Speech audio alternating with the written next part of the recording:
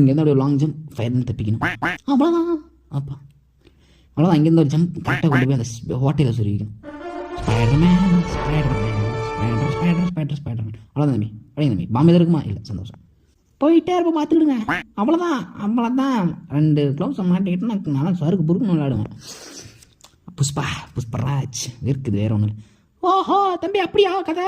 தம்பி இருங்க அவசரப்படுறீங்க தம்பி. இந்த செட்டிங்ஸ் எப்படி இருக்குன்னா, இந்த முள்ளை தாண்டினா இங்கே ஜம்ப் பண்ண தான் முடியும். ஓகே, சந்தோஷம். தாண்டிட்டான், இப்படியே தாண்டிட்டான்.